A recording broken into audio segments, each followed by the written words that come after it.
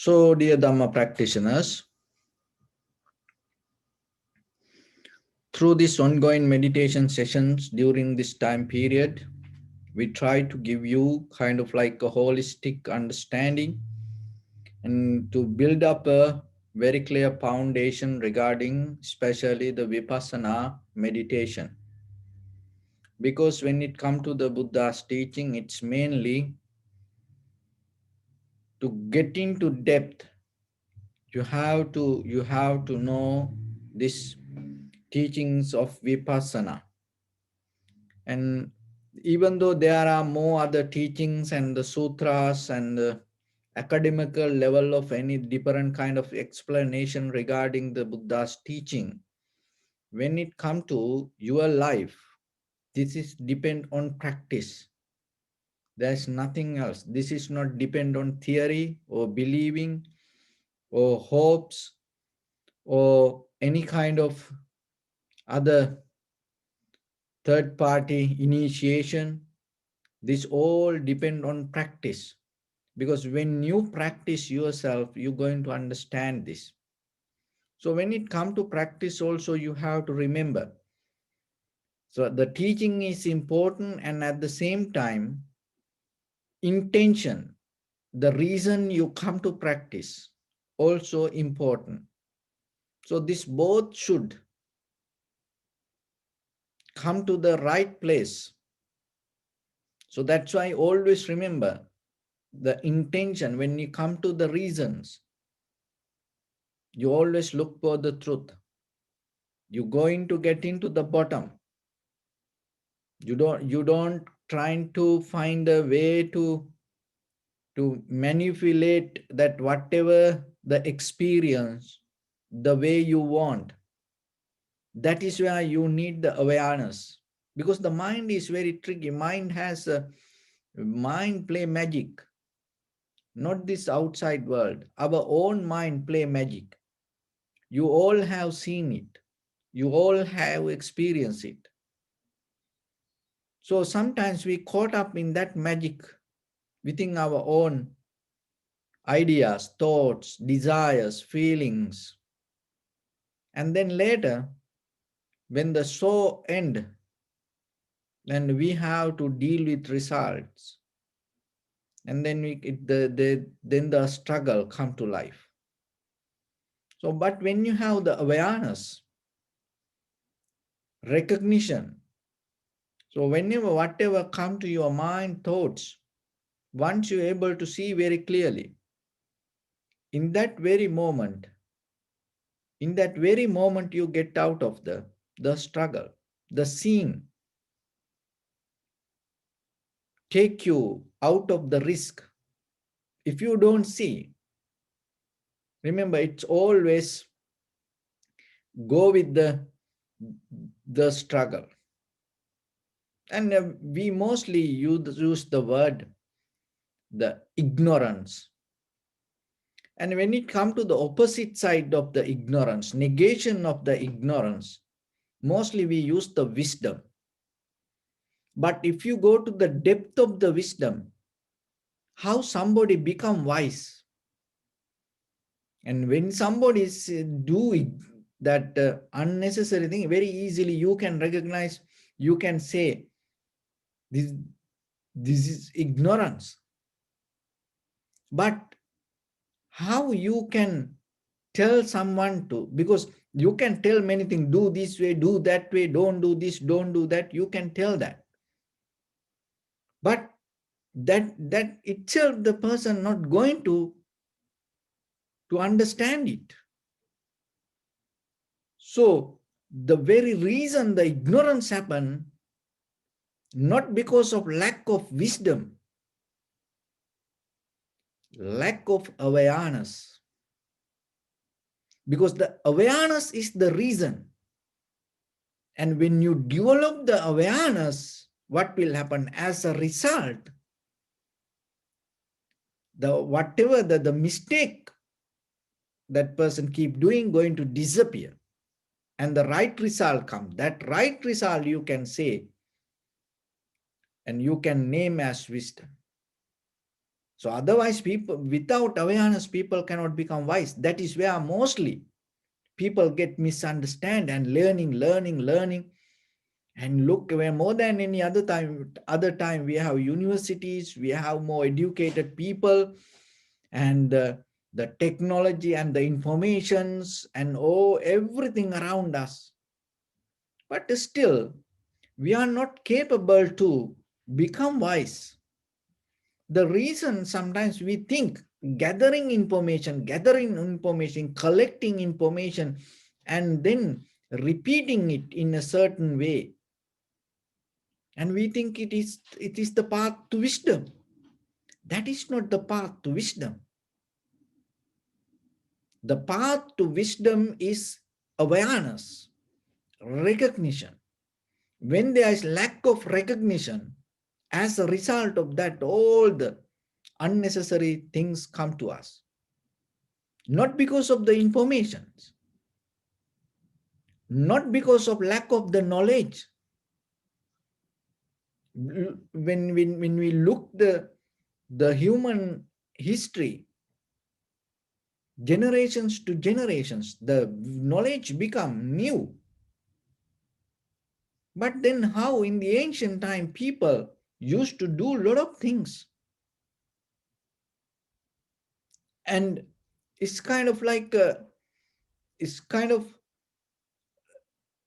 like when you have very clear understanding, like look at in the ancient time, carpenters, they didn't have this Home Depot tool box. They didn't have that. They had little tools, but they able to do a lot of work out of that. And they didn't use kind of like a different tools when you want to that cut wood. They never use a hammer, because that it to recognize what the right tool, not the knowledge, it's the awareness. When you caught up in the knowledge, you lose your awareness deeply, and you depend on that knowledge. Then what will happen? Little by little, in the moment, it feel comfortable. It feel comfortable. But the knowledge already is there, that somebody that initiate or somebody validate it should be like this or like that way, and it is there. And once you become settled down with that, you are a new person, and you have more capacity than the knowledge that whatever you hold. So then what happens when you become more comfortable with the knowledge, whatever you have, your awareness you lose. So then remember always the very key point here that you have to develop through this meditation. That's why we're trying to fund necessary energy, necessary information, necessary that the practice to develop your awareness. So it is come out of the practice. There's no any other way. So then develop your inner behavior to keep the awareness. Don't depend on the condition outside. Don't depend on the tools. Don't depend on the others' opinion, or don't depend on the weather. So always look that how you can do it. So when it comes to the body also same, because recognizing this change within yourself is a very tricky method. You can do it, but the thing is it like this.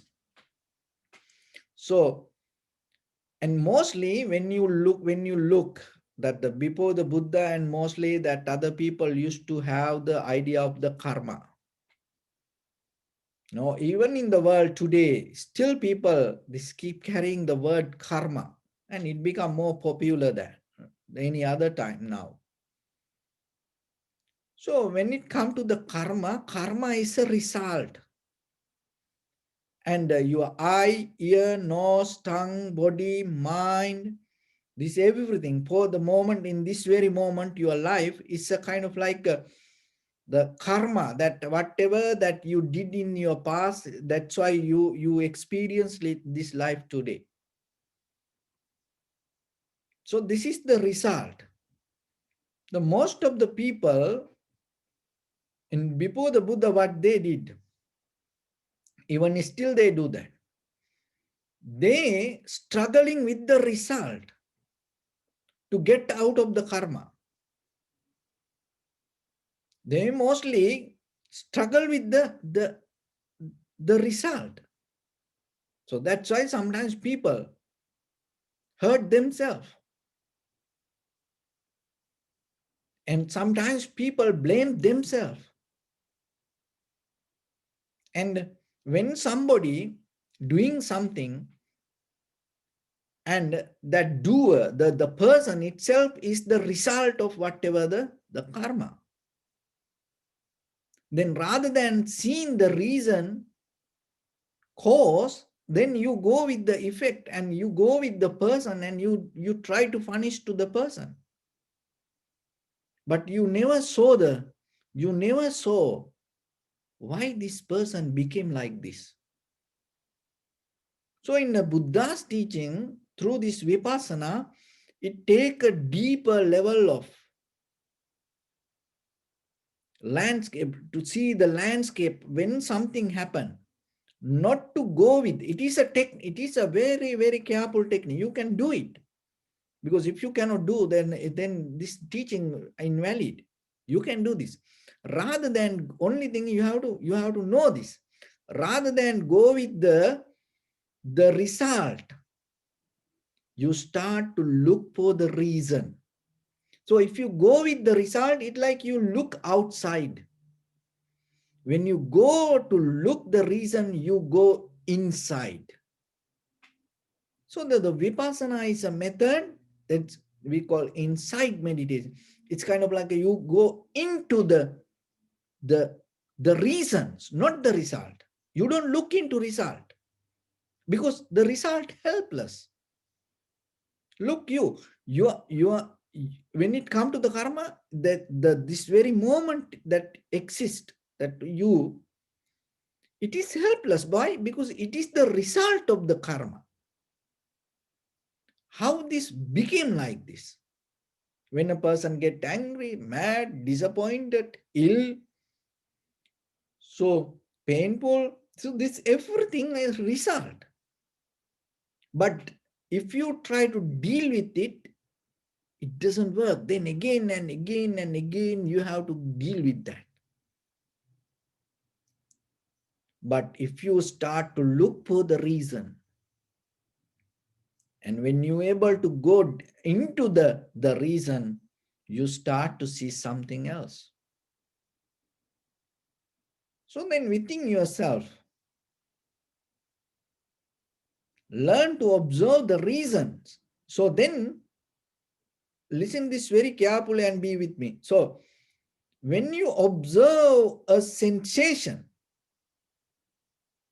don't caught up with the sensation, because the sensation helpless. Sensation is a result. That is the sensation is a result. So if you look for the sensation, you missing the result. That is where, when you deeply observe, you have to recognize. And when you look for that reason, that is where you're going to recognize the roots.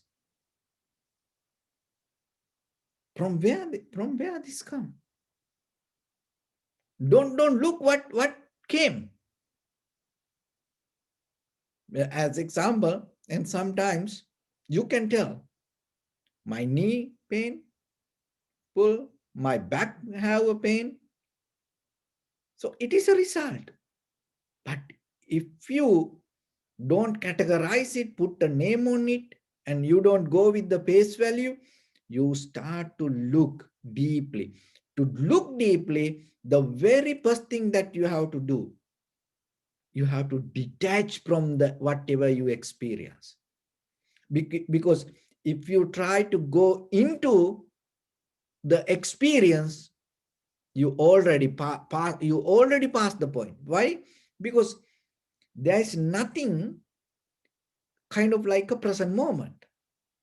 It's in conventionally we say that there is nothing moment that you can settle down. It's a process that we call as a present moment. In that very moment when you go into the result, you already miss the reason. And when you go in, when you start to look into the reason, you don't validate any kind of result.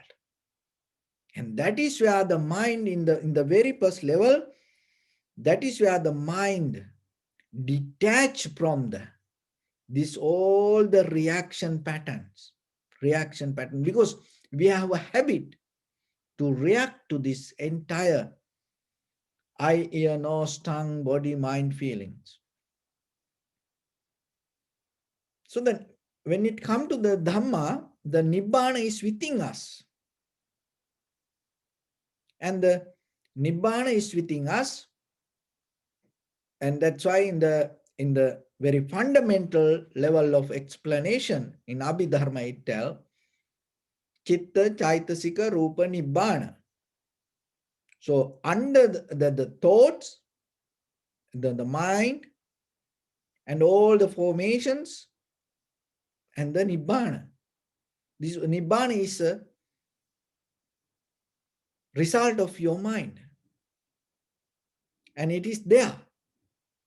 So only thing is, because you are busy and you dealing with the thoughts and the mind and the all formations, and because of that,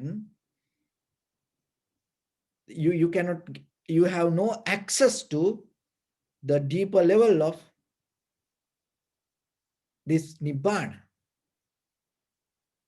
So then when it comes to the meditation, you slowly you observe, and without going to result, you start to go into from where this come. In that very moment, what is happening, even with your thoughts, you don't go with the thoughts, you start to go into the beginning of the thoughts. When you go into the beginning of thought, that is where you end the thoughts. So that is where you ending the thoughts. If you go with the thoughts, there is no end. How far it will go, no one can tell. But if you go into the reasons, and you go, because in that very moment, when you turn into the look for the reason, that is the end of your thought. That's it. So with the mind, the same. These all things coming in mind. The mind is a bigger subject, but just for the practice point of view, to understand ourselves. This all the dreaming state, this all the ideas that we carry, all everything in our head. We try to deal with desires, everything, if you look very carefully, everything you projecting to from here to forward. So then, if you go into this inside rather than going forward, that is the end of your this projecting mind. Because you cannot project to your past and thinking to do something. There are thoughts already that as a memory, but It is not kind of like, there is no current. Why? Because when you think about, I want to do something yesterday, that itself, it's not going to happen. But how about, I want to do this tomorrow? What will happen to you? You can get into a kind of like a deep sleep meditation, even 24 hours, more than 24 hours, you in dream. See? So when you go into the beginning point, that is the end. But when we go with the result, there is no end. And so like that way, when the thoughts and when the mind end, what happening? Naturally, all these formations, all the formations become little by little, little by little, little by little neutral.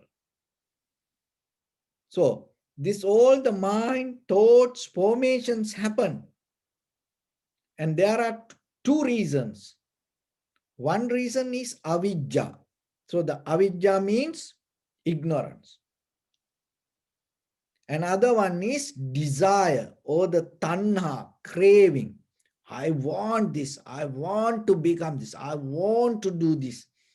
The chandaraga, with the deeper self-centered satisfaction. I want to eat this. I want to see this. I want to get this. So like that. So then two reasons. Avidya, tanha. When the avidya, tanha, it develops deeply to move forward with your thoughts, mind, formations. This whole action called karma. Avidya, ignorance, and the tanha, desire. This is underneath. And because of that, you have the mind, thoughts, formations. And when the avidya, tanha become powerful, then what happening? Your thoughts, mind, and the formations become stronger. Why? Because it's depending from avidya and tanha. Ignorance and the desire. And that whole process called karma. So then the result comes. If you go with the result, you never finding the creator. It's going to be there, playing the game. And you keep beating, you keep beating, you keep beating. Even you suicide, again you come, again you suicide, again you come, again you kill yourself. So that is the most, the the powerful thing that you can take against your karma. So people do that. But what will again and again, and then itself it become a struggle. There is no end. So then remember, you have the mind, thoughts, and the formations. And then another thing, the nibbana, these all four things in mind. So this all that the thoughts and the mind and formations happen because of the avidya, that's mean ignorance. Another one is the desire. So avidya and ignorance, the desire underneath play the game. It's kind of like have a relationship. The desire depend on avidya. Because without avidya, you cannot have a desire. It's as example, just to practice point of view, get a very little example, like for children. And when they say, I want this, I want this, so like that, and they asking for something. And you cannot sometimes educate them and telling the reasons you cannot get it. So the desire going to be because they don't know the reason. Until they know the reason, that the desire going to be. So then when they get young, little by little, when they get educated, and then when they understand something clearly, and themselves, they're not going to ask about it. They themselves, that desire, they slowly drop it. Even later, if you ask, do you want that? Remember, you used to cry that time asking, do you want it now? No, no, no, no, no, I don't want it. So why that person don't want it? Because now that person knows something, didn't know that time. So not knowing is the reason to have the desire. So that's mean when the avidya is there, the desire going to be, that's the reason. So when the desire is there, your thoughts going to be powerful, your mind going to be powerful, your formations and going to be powerful. And what the Buddha's teachings tells us, don't go with the thoughts. Don't try to go with the mind. Don't try to go with the formations. And don't try to, the whole process is karma. Don't try to go with the karma. It's nothing to do with that. And don't try to hold the desire. It's nothing to do with that. Get into the ignorance. That is the reason. Get into the ignorance. How you can get into the ignorance? What we does, we try to get the information and to know things. No, develop the awareness. When you develop the awareness, when there is awareness, the ignorance going to disappear. So when the ignorance, when you have the awareness, ignorance disappear.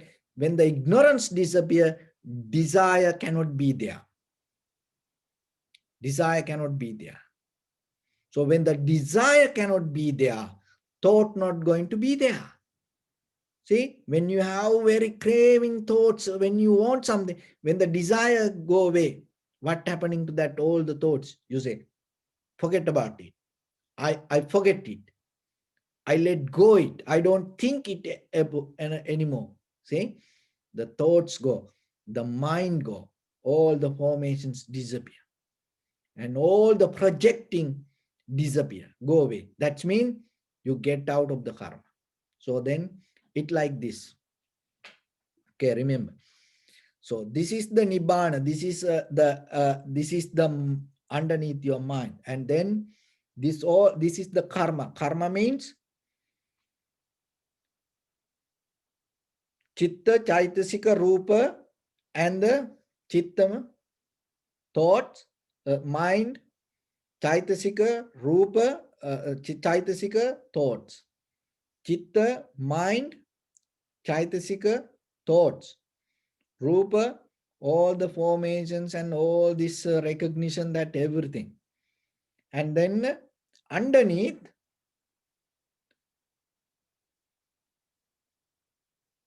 avidya, and here we put the desire, and then we put the avidya and on the bottom. So now you recognize this all karma. This process called karma. So now you recognize. You go to the avidya and you recognize this. You develop the awareness, not the information based with the wisdom based with the information. That is the different.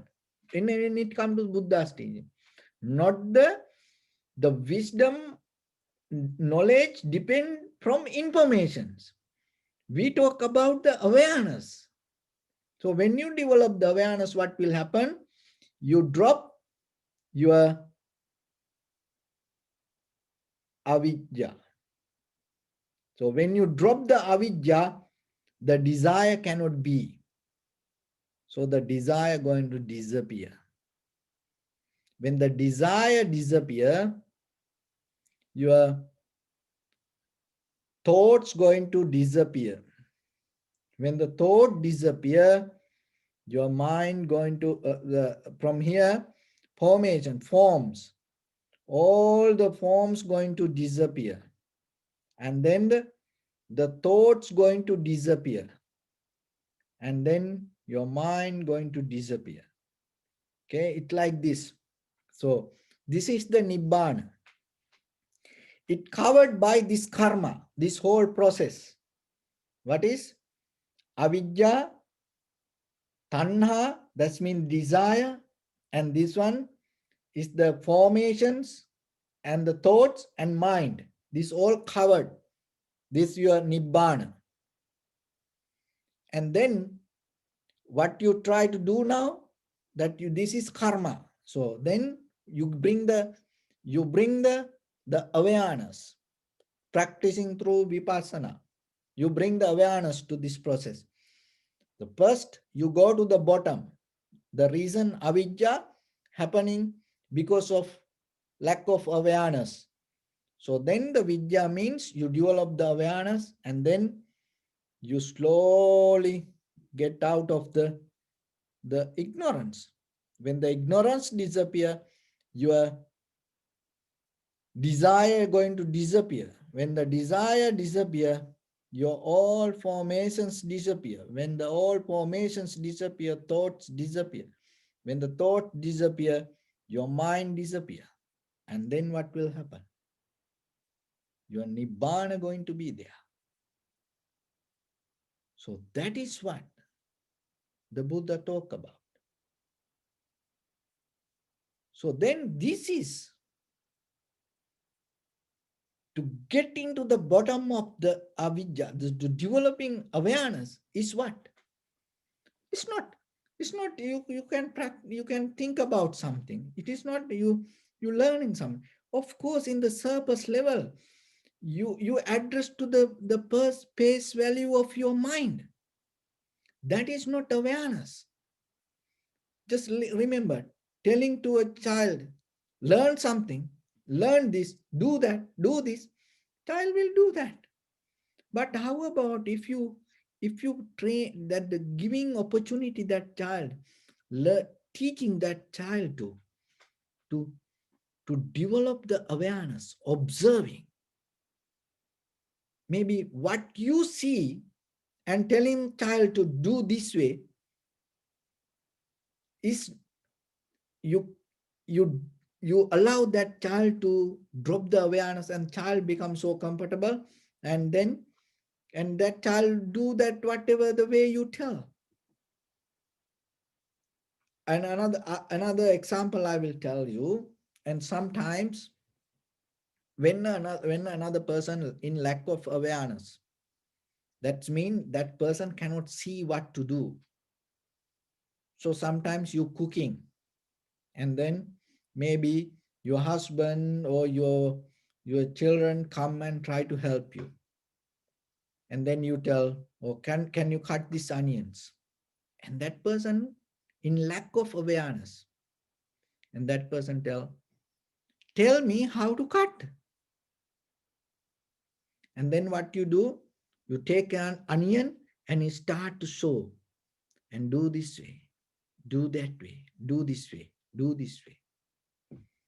And then that person start to do that way, do that way, do that way. And then later, and you see, oh, he did very well, and then you can tell, oh, you done it very well. Huh? But you know what happened? When that person cutting the onion, he hold it to fear. You didn't see that. He didn't see that. Because he exactly get into the form and trying to, in case something went, wrong. Maybe if you are not there, Samya, maybe that person, take it and throw it away and don't show it. And show everything only exactly the way that you want. Why? because it hold it to deeply fear. This is the very, very tiny secret, the magic that our mind play in anything. But the awareness is not like that. Awareness bring the fullness to you. And when you are with the pull of awareness, you out of the fear. That is where you bring the creativity. And that is where when you have the creativity, you develop the strength to go with any situation, with the go with anything. Whatever the outcome, you not depend from the outcome. That is the power of awareness. That is what you have to develop. Not because we try to be nice, we try to be good, we try to be perfect for others. That, that not, it's nothing wrong with anything. That's where we born. That's the land we born. Hold it to that, boundaries. We have to respect that.